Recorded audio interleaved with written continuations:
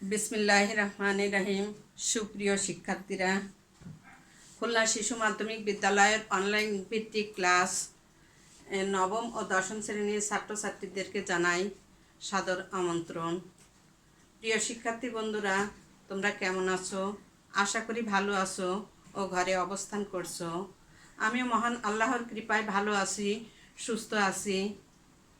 COVID-19 এর কারণে তোমরা লেখাপড়ায় অনেকটা পিছিয়ে আসো। তোমরা আবার যাতে পড়াশোনায় অগ্রগামী হতে পারো, সেই আশায় গণপ্রজাতন্ত্রী বাংলাদেশ সরকার কর্তৃক আমার ঘরে আমার স্কুল এই অনলাইন ভিত্তিক ক্লাস চালু করেছে। এই পর্যায়ে আমি তোমাদের নবম ও দশম শ্রেণীর হিসাব বিজ্ঞান ক্লাসে এখন ক্লাস নিব। আমার আজকের পাঠের বিষয় হচ্ছে নকদান বই, অষ্টম অধ্যায়, পৃষ্ঠা নাম্বার 104।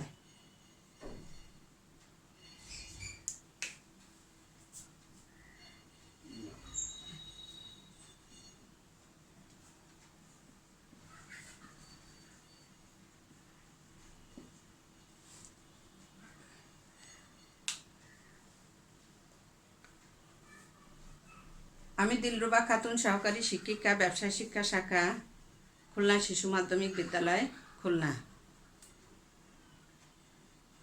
এই পাঠে আমরা প্রথমে নকদান বই সম্পর্কে ধারণা নেব। নকদান বইয়ের ধারণা, বৈশিষ্ট্য, গুরুত্ব ও শ্রেণীবিভাগ সম্পর্কে জানতে পারব। প্রথমে জানব নকদান বই কি। প্রতিটি ব্যবসায় প্রতিষ্ঠানে নিয়মিত অসংখ্য লেনদেন সংগঠিত হয়। এই লেনদেন সমূহকে আমরা নির্দিষ্ট একটি মানদণ্ডের ভিত্তিতে ভাগ করতে পারি। মানদণ্ডটি হলো নগদ অর্থ।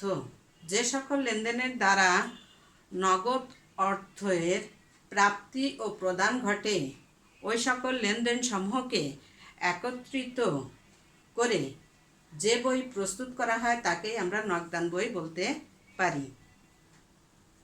এর পরবর্তী পর্যায়ে জানব নকদান বইয়ের বৈশিষ্ট্য।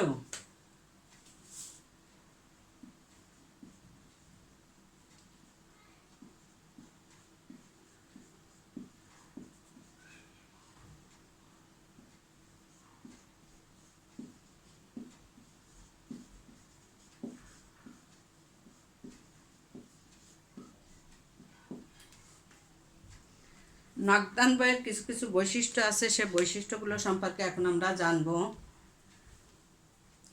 নগদ অর্থ একটি ব্যবসায়ের চালিকা শক্তি। নগদ অর্থের ব্যবস্থাপনা ব্যতীত ব্যবসায় প্রতিষ্ঠানের স্বাভাবিক কার্যক্রম বাধাগ্রস্ত বা ব্যাহত হয়। প্রথমত আমরা যে বৈশিষ্ট্যটা দেখতে পাই তা হচ্ছে নকদান বই প্রস্তুতের জন্য নির্দিষ্ট একটা ছক অনুসরণ করা হয়। এতে প্রাপ্তিসমূহকে ডেবিট এবং প্রদানসমূহকে ক্রেডিট করা হয়। দ্বিতীয় নম্বর বৈশিষ্ট্য হচ্ছে নকদান বই প্রাথমিক বই হওয়া সত্ত্বেও এটা পাকা বইয়ের ন্যায় কাজ করে। 3 নম্বর বৈশিষ্ট্যতে আমরা পাচ্ছি নির্দিষ্ট সময়ে বিভিন্ন উৎস হতে মোট কত অর্থের প্রাপ্তি ঘটেছে এবং বিভিন্ন খাতে মোট কত নগদ অর্থ প্রদান করা হয়েছে তা এই নকদান বই হতে জানা যায়। 4 নম্বর বৈশিষ্ট্য আছে নগদ প্রাপ্তি ও প্রদানের পার্থক্য নির্ধারণের মাধ্যমে নগদ উদ্বৃত্তের পরিমাণ জানা যায়। তাছাড়া ব্যবসায় প্রতিষ্ঠানে নগদ অর্থ চুরি যাওয়া, আত্মসাৎ হওয়া, অপচয় এবং হিসাব লিপিবদ্ধকরণে কোনো ভুল ভ্রান্তি হয়েছে কিনা এটাও বহুলাংশে হ্রাস করা যায়।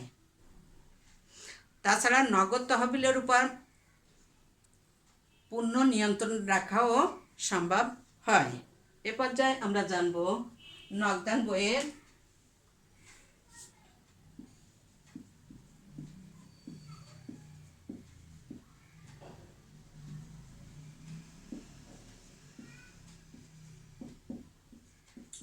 গুরুত্ব।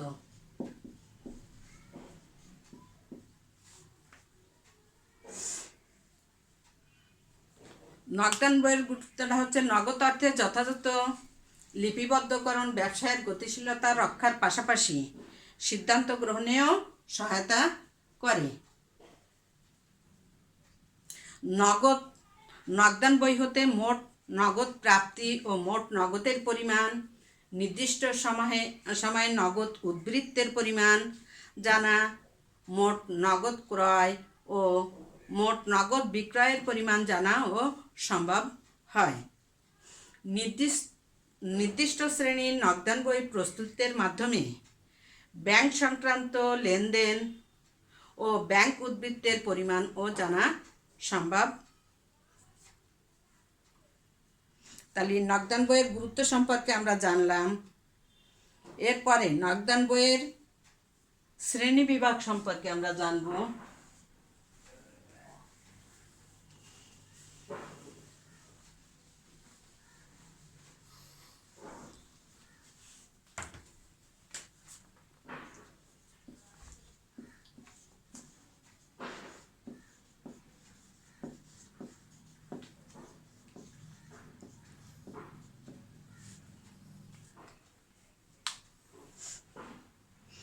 ব্যবসায়ের প্রকৃতি ও আয়তন অনুযায়ী নির্দিষ্ট শ্রেণীর নগদান বই অনুসরণ করা হয়। বহুদিন ধরে প্রচলিত রয়েছে এরূপ নগদান বইয়ের সংখ্যা 4টি। প্রথমত হচ্ছে এক ঘরা, দ্বিতীয়ত 2 ঘরা,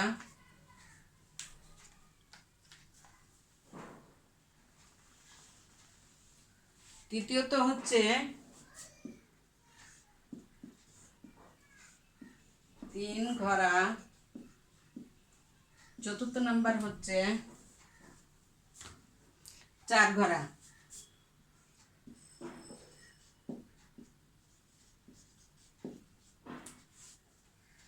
আজকে আমরা শুধু 1 ঘরা বিষয় নিয়ে আলোচনা করব এবং এর একটা অঙ্ক করার চেষ্টা করব। প্রথমে আমরা দেখি 1 ঘরা নগদান বই কাকে বলে।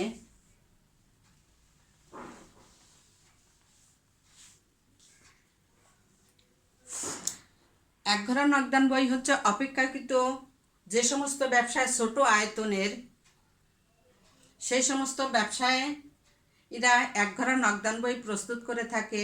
যে সকল প্রতিষ্ঠান ব্যাংকের মাধ্যমে লেনদেন করে না, শুধুমাত্র নগদ অর্থের বিনিময়ে লেনদেন করে, তারাই 1 ঘরা নগদান বই সংরক্ষণ করে।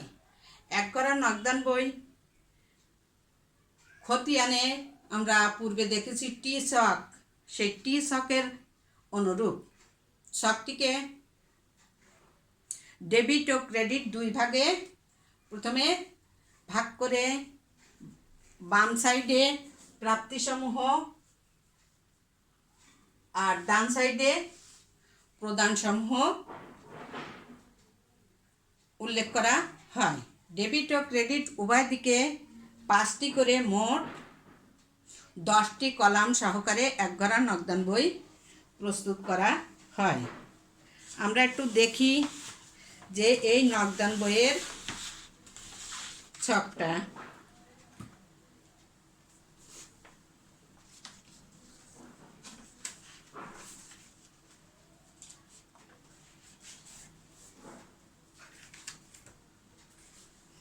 আমরা এখানে দেখতে পাচ্ছি নমুনা ছক। প্রথমে আছে, আমরা নগদান বই 4টার কথা বলেছি, 1 ঘরা, 2 ঘরা, 3 ঘরা আর একটা হচ্ছে বহু ঘরা। এখানে 4টা 1 ঘরা, 2 ঘরা এবং 3 ঘরা নগদান বইয়ের ছক দেখা যাচ্ছে। বন্ধুরা, তোমরা নিশ্চয়ই দেখতে পাচ্ছ।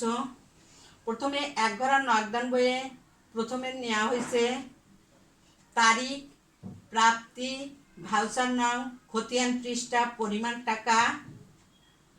পরবর্তী ভাগে ওই একই তারিখ, প্রাপ্তির জায়গায় শুধু পরিবর্তন হয়েছে প্রদান, আর ভাউচার নং, খতিয়ান পৃষ্ঠা, পরিমাণ টাকা। তাছাড়া 2 পাশের যখন সমানভাবে ভাগ করে তারিখ দিয়ে শুরু করা হয়েছে, তখন বাম পাশটাকে ডেবিট এবং ডান পাশটাকে ক্রেডিট দেখানো হয়েছে। তাহলে 1 ঘরা বইয়ের ছকে আমাদের কয়টা ঘর পাচ্ছি? এখানে 10টা ঘর দেখা যাচ্ছে। দু ঘরের নগদান বইয়ের ক্ষেত্রে 2টা ঘর বাড়বে। সেই ঘরটা হচ্ছে কি, নগদ টাকা ছাড়া ডেবিট দিকে ব্যাংকের একটা টাকার ঘর বাড়বে এবং ক্রেডিট দিকেও ব্যাংকের একটা টাকার ঘর বাড়বে। তাহলে 2 ঘরের নগদান বইয়ে 1 ঘরা থেকে 2টা ঘর বেশি আসবে। তাহলে এখানে ঘরের সংখ্যা দাঁড়ালো 12টি। অনুরূপ 3 ঘরের নগদান বইয়ে একইভাবে তারিখ, প্রাপ্তি, ভাউচার নং, খতিয়ান পৃষ্ঠা, প্রদত্ত বাটা, নগদ টাকা, ব্যাংকের টাকা। তাহলে এখানে বাড়লো আর একটা কি, প্রদত্ত বাটা ডেবিট পাশে। ক্রেডিট পাশে এসে তারিখ, প্রদান, ভাউচার নং, খতিয়ান পৃষ্ঠা, প্রাপ্ত বাটা, নগদ টাকা, ব্যাংকের টাকা। তাহলে ক্রেডিট পাশে আমাদের বাড়ছে হচ্ছে প্রাপ্ত বাটা। তাহলে 2 ঘরের থেকে এখানে ঘরের সংখ্যা বাড়লো হচ্ছে আরো 2টা। তাহলে এখানে ঘরের সংখ্যা হলো 14টা। তাহলে 1 ঘরা নগদান বইয়ে আমরা ঘরের সংখ্যা পাইছি 10টি, 2 ঘরায় 12টি, 3 ঘরায় 14টি। আশা করি শিক্ষার্থীরা তোমরা ঘর সম্পর্কে তোমাদের এই ছকটা দেখালাম, এ থেকে তোমাদের পূর্ণ ধারণা এসে গেছে।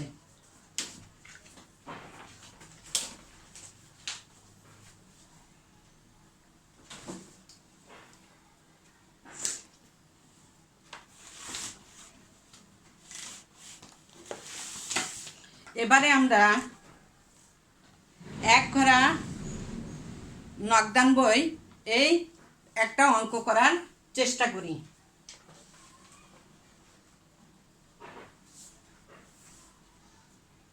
দেখতে পাচ্ছ এখানে একটা অঙ্ক আমি দিয়েছি বোর্ডে, সবাই এই বইয়ের অঙ্কটা আছে বইয়ের 107 নং পৃষ্ঠায়। আবু তালেব সরকার নগদ 20,000 টাকা নিয়ে 2017 সালের 1 জুন তালেব এন্টারপ্রাইজ নামে ব্যবসা শুরু করলেন। উক্ত মাসে তার লেনদেন সমূহ নিম্নরূপ: জুন 1 আসবাবপত্র ক্রয় করেছেন 5,000 টাকা। জুন 3 পণ্য বাকিতে ক্রয় 8,000 টাকা। জুন 4 আজাদের নিকট নগদে বিক্রয় 6,000 টাকা। জুন 7 নগদে ক্রয় 4,000 টাকা। জুন 9 পাওনাদারকে পরিশোধ 3,000 টাকা।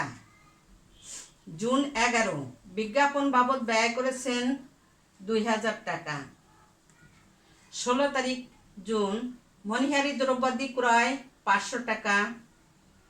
জুন 26 কমিশন প্রাপ্তি 1,000 টাকা। জুন 28 বিক্রয় 7,000 টাকা। উপরোক্ত লেনদেনের ভিত্তিতে 1 ঘরা নগদান বই প্রস্তুত করার কথা বলা হয়েছে।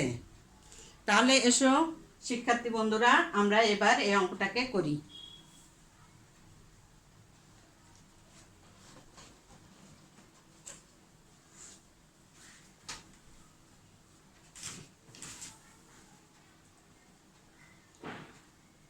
প্রথমে প্রতিষ্ঠানের নাম, আমরা এই যে অঙ্কটা করতেছি এখানে প্রতিষ্ঠানের নাম লিখতে হবে। প্রতিষ্ঠানের নাম আছে তালেব এন্টারপ্রাইজ।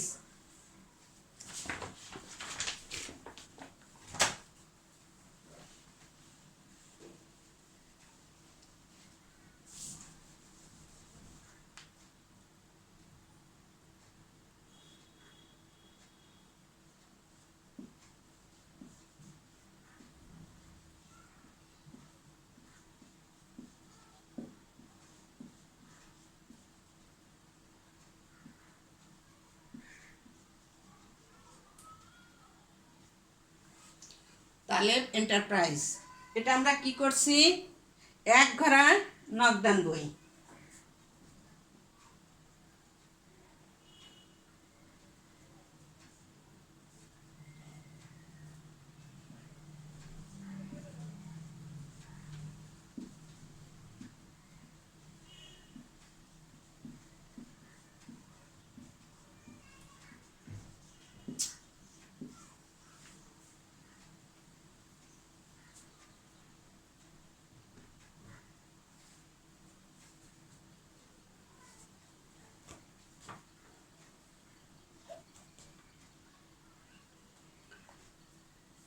জুন মাসের 1 তারিখ।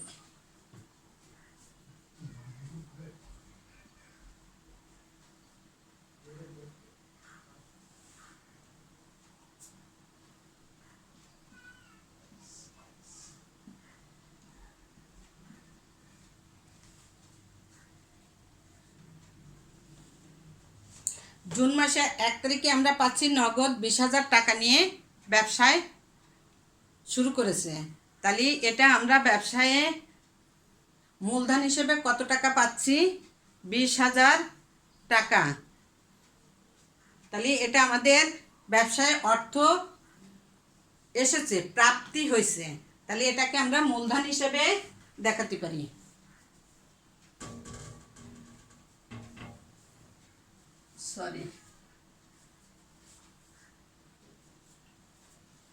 তাহলে জুন মাসের 1 তারিখে প্রাপ্তির দিকে আমরা লিখব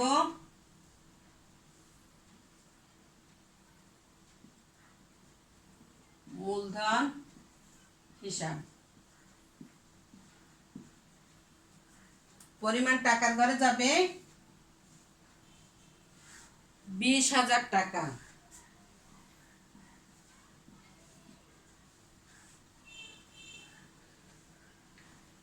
জুন মাসের 1 তারিখে আবার এই ব্যবসায় প্রতিষ্ঠান কি করেছে? আসবাবপত্র ক্রয় করেছে 5,000 টাকা। যখন কোনো কিছু ক্রয় করা হয় তখন অর্থ চলে যায়, প্রদান করা হয়। তাহলে এটা আমরা প্রদানের দিকে লিখতে পারি আসবাবপত্র ক্রয়।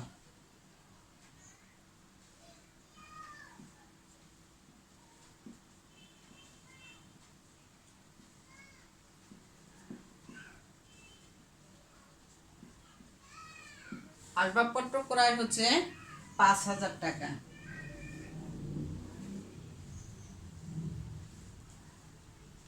পরবর্তীতে আছে 4 তারিখে আজাতের নিকট নগদে বিক্রয়।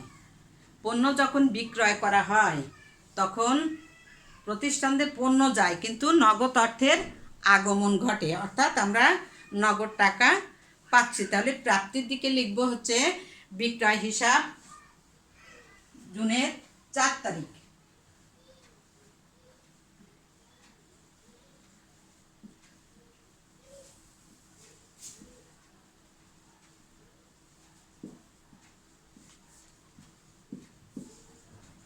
বিক্রয় হিসাব বলে আসবে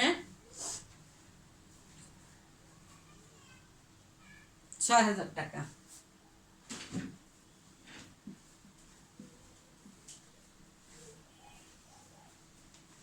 এরপরে 7 তারিখে আছে নগদে ক্রয় 4,000 টাকা। যেহেতু পণ্য ক্রয় করা হয়েছে, ক্রয় করলে আমাদের অর্থ চলে গেছে, প্রদান করা হয়েছে, সেহেতু আমরা ক্রেডিটটিকে লিখব জুন 7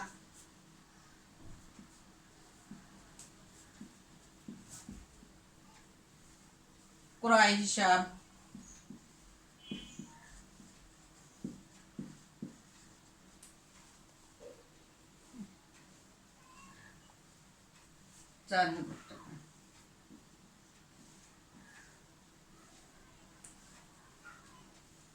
তারপরে 9 তারিখে আছে পাওনাদারকে পরিশোধ করা। তাহলে পাওনাদারকে যখন পরিশোধ করা হয়েছে তখন টাকা দেয়া হয়েছে, প্রদান করা হয়েছে। তাহলে আমরা এখানে লিখতে পারি জুন 9 তারিখে পাওনাদার হিসাব।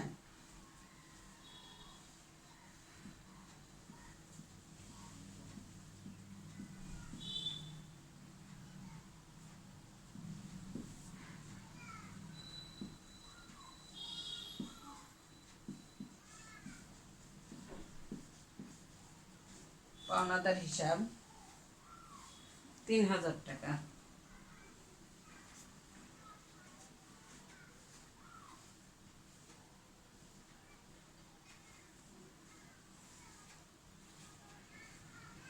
এগারো তারিখে আছে বিজ্ঞাপন বাবদ ব্যয় করা হয়েছে, এটাও প্রদান করা হয়েছে।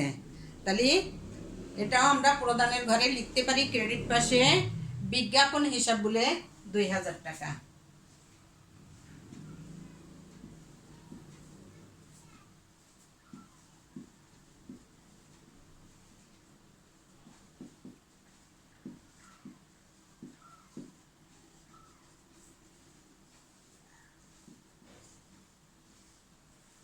2000 টাকা। 16 তারিখে মণিহারি দ্রব্যাদি ক্রয় করেছেন 500 টাকা। তাহলে এখানেও ক্রয় করা হয়েছে, তাহলে এখানে আসবে ক্রয় হিসাব। মণিহারি দ্রব্যাদি ক্রয় করেছে, টাকা প্রদান করা হয়েছে, তাহলে এখানে লেখো হচ্ছে মণিহারি হিসাব। জুন 16।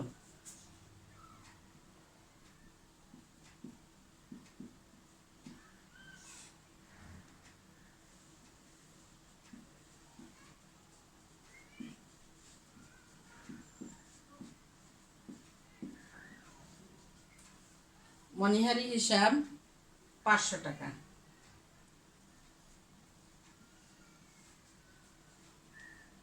26 তারিখে আছে কমিশন প্রাপ্তি, অর্থাৎ ব্যবসায়ে টাকা পাওয়া গেছে, তাহলে এটা আমরা সহজে প্রাপ্তির ঘরে লিখতে পারি কমিশন হিসাব 1000 টাকা। জুন 26।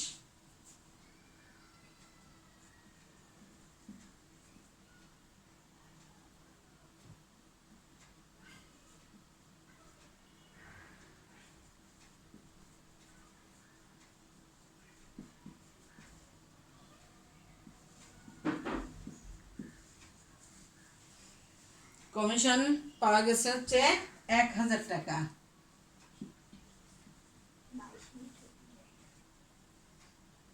28 তারিখে বিক্রয় করে পাওয়া গেছে 7000 টাকা। তাহলে এখানে আমাদের টাকার পাওয়া গেছে, তাহলে 28 তারিখে বিক্রয় হিসাব 7000 টাকা প্রাপ্তির ঘরে।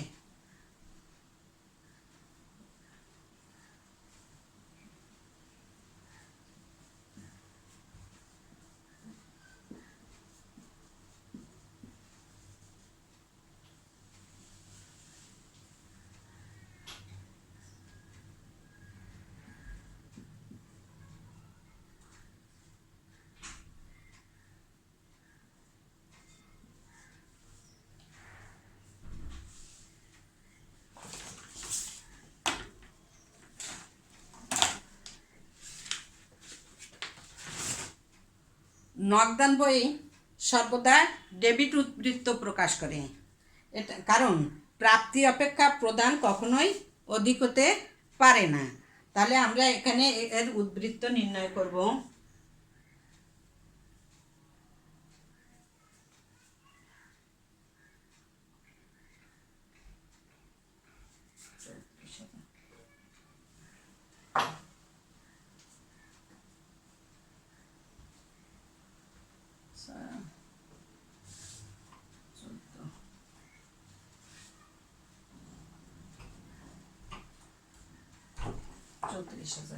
এ পাশে আমরা 34,000।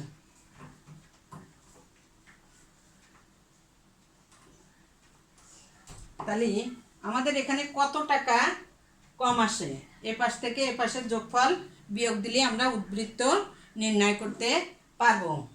9 3 12 14,500। তাহলে এই 34,500 থেকে 34,000 থেকে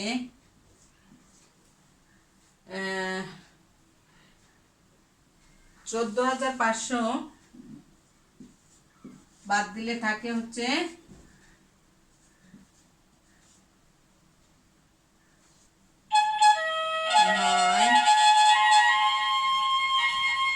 19,500। তাহলে আমাদের উদ্বৃত্তের পরিমাণ আসলো হচ্ছে 30 তারিখে, এই মাসের শেষ দিকে আমাদের ব্যালেন্স আসলো হচ্ছে জুন 30।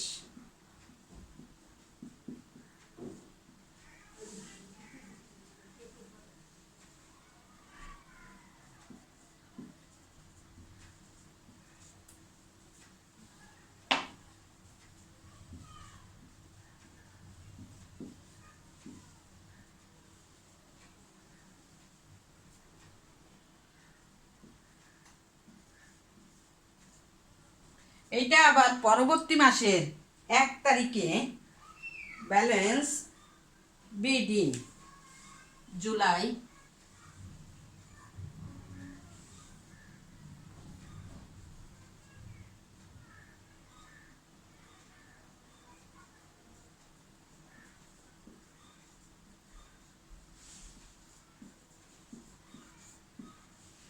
বিডি 19,500।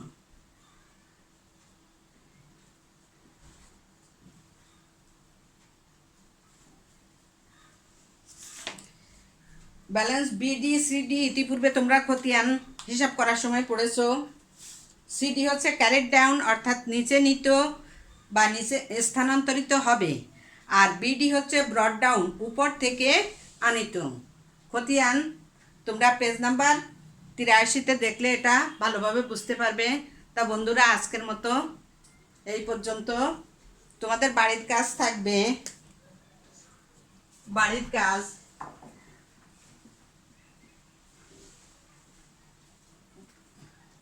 অনুশীলনী 1-এর গ।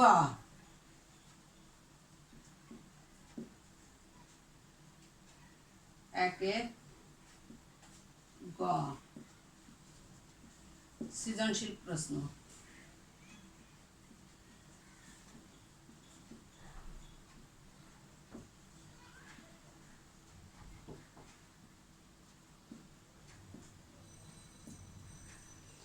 তো ধন্যবাদ।